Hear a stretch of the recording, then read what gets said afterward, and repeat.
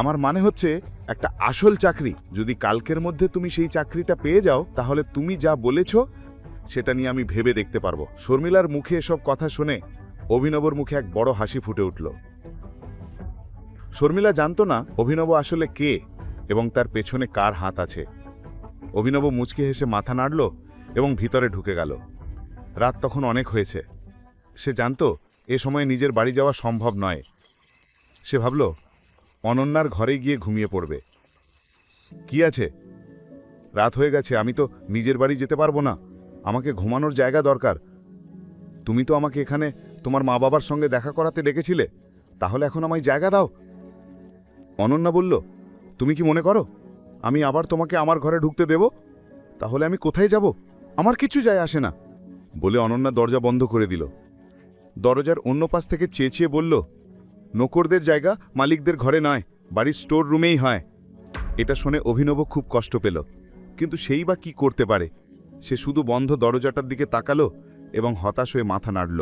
ওর জানা ছিল যে বাকি ঘরগুলোতেও ওর জন্য আর কোনো জায়গা পাওয়া যাবে না, তাই যেখানে বাড়ির চাকররা ঘুমাতো অভিনব সেখানে চলে গেল। সেখানে কপাল ভালো থাকায় ও একটা খালি খাট পেল এবং গিয়ে শুয়ে পড়ল। অভিনব বুঝতেই পারল না কখন ঘুমিয়ে পড়ল আর কখন সকাল হয়ে গেল।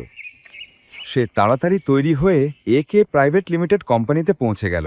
যেইমাত্র সে ক্যাব থেকে নামল সবার আগে তার চোখ পড়ল সানির ওপর। সানিও ওকে দেখল এবং ধূর্ত হাসি দিয়ে বলল, আরে দেখো তো কে এসেছে। সিকিউরিটি। সে চাইছিল না যে অভিনব ভেতরে ঢুকুক। সানির এক ডাকেই নিরাপত্তা রক্ষীরা এসে দাঁড়ালো। সে আকরামকে ফোন করতে যাচ্ছিল, কিন্তু তার আগে এক সুন্দরী মেয়ে কালো স্কার্ট আর সাদা শার্ট পরে তার দিকে আসতে লাগলো। এসে মেয়েটি সিকিউরিটি গার্ডদের বলল, তোমরা যেতে পারো, সে আমার সঙ্গে এসেছে। এ কথা বলে সে অভিনবের দিকে তাকালো। এটা দেখে সানির তো মাথাই ঘুরে গেল।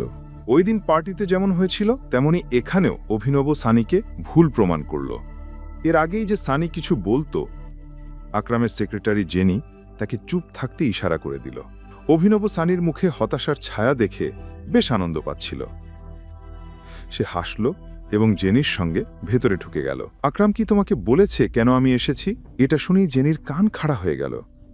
একজন যে এখানে চাকরির জন্য এসেছে, সে আবার আকরামকে নাম ধরে ডাকছে। এটা অদ্ভুত লাগলো জেনির কাছে। সে কোনো উত্তর দিল না। নিজের অফিসের দরজা খুলে ভেতরে ঢুকল। অভিনব তার পেছন পেছন গিয়ে বলল, তুমি আমার প্রশ্নের উত্তর দাওনি। সরি, জেনি বলল। যেভাবে সে সরি বলল, অভিনব বুঝে গেল যে মেয়েটি তাকে পছন্দ করে না। এমন সময় জেনি টেবিলে রাখা একটা কাগজ তুলে অভিনবর হাতে দিল। অভিনব কাগজটা নিয়ে পড়তে শুরু করল। ওই কাগজে অভিনব কোন কোন চাকরি করতে পারে সেগুলোর নাম লেখা ছিল। তালিকায় কিছু চাকরির পাশে তারা চিহ্ন দেওয়া ছিল। সে জেনির দিকে তাকিয়ে বলল, এখানে তারা চিহ্ন কেন আছে? তারা দেওয়া মানে হচ্ছে ওই পদগুলোতে ইতিমধ্যেই কেউ কাজ করছে, তাই নতুন করে লোক নেওয়া হচ্ছে না। তুমি চা নেবে নাকি কফি? অভিনব উত্তর না দিয়ে বলল, আমি ম্যানেজার হতে চাই।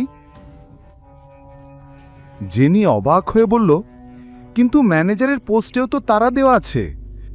যেখানে আগে থেকেই কেউ বসে আছে সেখানে তুমি কিভাবে বসবে?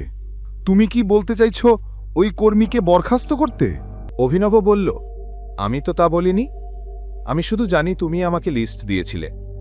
আমি সেখান থেকে নিজের পছন্দের পদ বেছে নিয়েছি। এবার সামনে কি করতে হবে সেটা তুমি দেখো। জেনি বলল, ঠিক আছে মিস্টার অভিনব, তাহলে এখন তোমার সম্পর্কে কিছু তথ্য আমার দরকার হবে, আর তোমার অফিস কাল থেকে শুরু হয়ে যাবে। অভিনব মাথা নাড়ল এবং সেখান থেকে বেরিয়ে গেল। সানি এখনও বুঝতে পারছিল না যে আসলে অভিনব ওখানে কি কাজ করতে এসেছিল। এদিকে অভিনব ভাবল, কাল থেকে চাকরিতে যেতে হলে তার নতুন কাপড়ের দরকার হবে। কাপড়ের সঙ্গে সঙ্গে ফোনটাও বদলাতে হবে। আকরাম দেওয়া চেকটা তার পকেটেই ছিল। অভিনব সেটি দিয়ে টাকা তুলতে ব্যাংকে গেল। সেখানে তার দেখা হয়ে গেল প্রণবের সঙ্গে। প্রণব তাদের মধ্যে একজন ছিল যে অভিনবের দারিদ্র্য নিয়ে ঠাট্টা করত। অভিনবকে ব্যাংকে ঢুকতে দেখে সে বলল, আরে বাহ, দেখো তো কে এসছে। প্রণব নিজে একজন ব্যাংকার ছিল। সে যদিও কোটিপতি ছিল না, তবে ভালোই টাকা পয়সা ছিল তার কাছে। দেখতেও সে যথেষ্ট স্মার্ট ছিল। সে অভিনবকে চিনত, কারণ অভিনব প্রায়ই ডেলিভারির কাজে এই ব্যাংকে আসত। যদিও চেহারায় অভিনবের কাছে সে কিছুই না, তবুও দুজনের মধ্যে একটাই পার্থক্য ছিল, টাকার। অভিনব বলল, আমাকে কিছু টাকা তুলতে হবে। সে চেকটা প্রণবকে দেখাতে লাগলো। প্রণব না দেখেই বলল, তুমি জানো তো, চেক দিয়ে শুধু বড় অঙ্কের টাকা তোলা যায়। এটা এত বড় অঙ্ক যে কাউন্টার থেকে তোলা সম্ভব নয়, তাই আমি ম্যানেজারের সঙ্গে দেখা করতে চাই। এটা শুনে প্রণব জোরে জোরে হেসে উঠল আর বলল, এর দরকার নেই। তুমি তোমার চেকটা দেখাও। অভিনব রেগে গিয়ে চেকটা প্রণবকে দেখালো। প্রণব না দেখেই সবার সামনে সেই চেক ছিঁড়ে ফেলল। অভিনব চিৎকার করে উঠল, তোমার মাথা খারাপ নাকি? সিকিউরিটি এসে ওকে টেনে বাইরে বের করে দিল। প্রণব বলল, এ লোক ভুয়া চেক নিয়ে এসে ব্যাংক কর্মীদের বোকা বানায়। এখন পুলিশ ডেকে তোমাকে ভেতরে ঢুকিয়ে দেব। এখনই পকেট এফএম অ্যাপ্লিকেশন ডাউনলোড করুন, লিংক বর্ণনায় দেওয়া আছে।